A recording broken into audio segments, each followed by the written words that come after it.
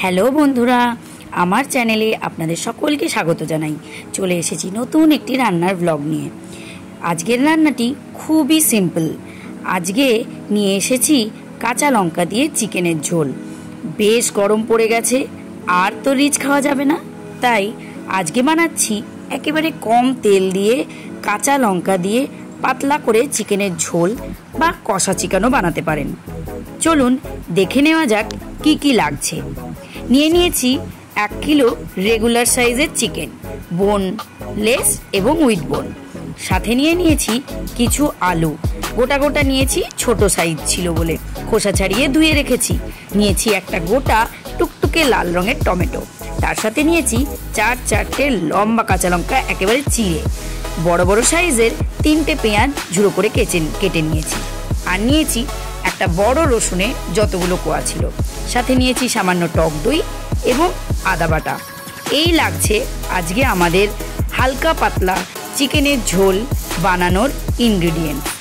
এবার নিয়ে নিলাম একটি কড়া, খুব সামান্য পরিমাণে সর্ষের তেল দিয়ে তাতে দিয়ে দিলাম ঝুড়ো করে কেটে রাখা পেঁয়াজ।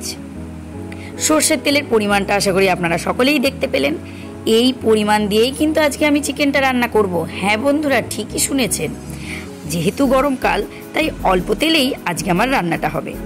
এবার পেঁয়াজগুলো হালকা ভাজা ভাজা হয়ে আসতে মনে পড়লো আমি একটু কালো জিরে ফোড়ন দেব। তাই পেঁয়াজগুলো সরিয়ে রেখে একটু অল্প করে কালো জিরে, সাথে কাঁচা লঙ্কা চেরাগুলো নিয়ে নিলাম রসুন থেতো করে রাখা। যতগুলো রসুন নিয়েছিলাম সবকটা রসুন থেতো করে রেখেছিলাম, সেগুলোও মিশিয়ে দিলাম। এবার কাঁচা লঙ্কা, রসুন এবং পেঁয়াজ দিয়ে অল্প তেলেই ভালো করে নেড়ে চেড়ে ভাজতে হবে। এবার মিশিয়ে দেব টমেটোগুলো। যখন আমরা তেল কম ব্যবহার করব তখন কিন্তু গ্যাসকে সবসময় লো ফ্লেমে রান্না করতে হবে, কারণ হাই ফ্লেমে করলে কিন্তু পুড়ে যেতে পারে। তাই লো ফ্লেমে ধীরে ধীরে কিন্তু ভাজতে হবে, যাতে করে ধীরে ধীরে সবজিগুলো কিন্তু নরম হয়ে আসে, গলে আসে। তাই একটু সময় নিতে হবে কিন্তু বন্ধুরা। তেল কম দিয়ে স্বাস্থ্যের জন্য সুস্বাস্থ্যকর রান্না হচ্ছে, সময় তো একটু দিতেই হবে। বেশি তেলে তো ভালোই ভাজা যায়, কিন্তু কম তেলে আজকে আমরা রান্না করে দেখাবো। যেহেতু আজকে আমি রিচ রান্না করছি না, তাই জন্য আলুগুলোকেও কিন্তু আগে তেলে ভেজে নিয়ে নিই। নুন হলুদ মাখিয়ে যেরকম আলুগুলো আগে ভেজে নিলে ভালো হয়, কিন্তু এক্ষেত্রে আমি আলুগুলো এখন মিশিয়ে ভাজছি, যেহেতু আজকে আমার রান্নাটা হচ্ছে বেশ হালকা তেলে। এবার মিশিয়ে নিলাম আদা বাটা, সাথে নিয়ে নিলাম নুন, হলুদ গুঁড়ো এবং সামান্য স্বাদের জন্য চিনি। মিশিয়ে দেব টক দই। চিনিটা হয়তো নিতাম না, যেহেতু একটু টক দই নিলাম তাই সামান্য চিনি নিতেই হলো। টক দইটা কিন্তু এই গরমে আপনার পেট ঠান্ডা করবে আর শরীরটাও ভালো থাকবে।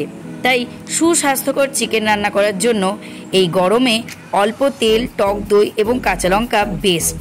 চলুন দেখে নেওয়া যাক কিভাবে হচ্ছে রান্নাটা। যেই না টক দই দিলাম, দেখুন আস্তে আস্তে কেমন একটু গ্রেভি মতন হয়ে আসছে। কম তেলে রান্না করতে গেলে এটা কিন্তু একটা সহজ উপায়। ব্যবহার করে নিতে হবে সামান্য পরিমাণে টক দই। এই টিপসটা কিন্তু আপনারা মাথায় রাখবেন, আশা করি আপনারা অনেকেই জানেন। এবার ভালো মতন করে পেঁয়াজগুলো গলে এলে, সমস্ত জিনিসগুলো একটু কষে এলে মিশিয়ে নেব আমরা ধুয়ে রাখা চিকেনের পিসের কিন্তু কোনো ব্যাপার নেই, আপনারা যেরকম ইচ্ছে চিকেন পিস ব্যবহার করতে পারেন। আমি এখানে রেগুলার সাইজের চিকেন নিয়েছি, মানে উইথ বোন এবং বোনলেস সব রকম। এবার কিন্তু ধৈর্য ধরে চিকেনটা ভালো করে কষাতে হবে। সময় নিয়ে অল্প আঁচে কষতে কষতে রান্নাটা কিন্তু বেশ ভালো হবে। ওই অল্প তেলেই কিন্তু তেল ছেড়ে ছেড়ে আসবে, কারণ টক দই মেশানো আছে। দেখুন আস্তে আস্তে কিন্তু রংটা ভালোই ধরে এসেছে। কি বলেন বন্ধুরা? হ্যাঁ, লাল লঙ্কা গুঁড়ো নেই বা কাশ্মীরি লঙ্কা গুঁড়ো নেই, তাই জন্য একটু হলুদ হলুদ হয়েছে হয়তো, কিন্তু খেতে কোনো অংশে কম হবে না। এবার মিশিয়ে নিলাম জিরে গুঁড়ো এবং গরম মশলা গুঁড়ো। এই গরম মশলা গুঁড়ো কিন্তু আপনার মাংসে এনে দেবে আলাদাই স্বাদ এবং গন্ধ।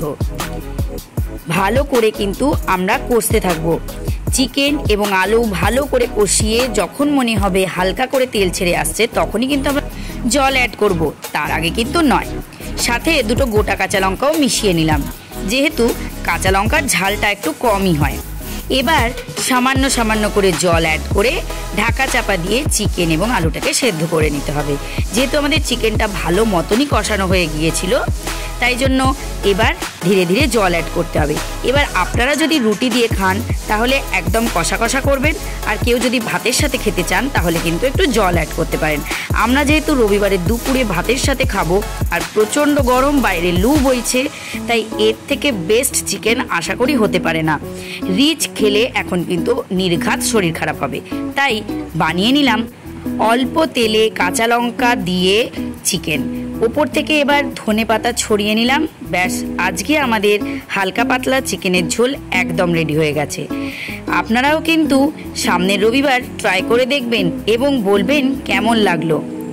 তাহলে বন্ধুরা, আশা করি আমার এই হালকা পাতলা চিকেনের ঝোলটি আপনাদের ভালোই লাগলো। রেসিপিটি কেমন লেগেছে শেয়ার করতে ভুলবেন না। সকলে ভালো থাকবেন, সুস্থ থাকবেন। দেখা হবে খুব শীঘ্রই পরের কোনো একটি ব্লগে। ততক্ষণ টাটা, বাই বাই, সকলে ভালো থাকবেন।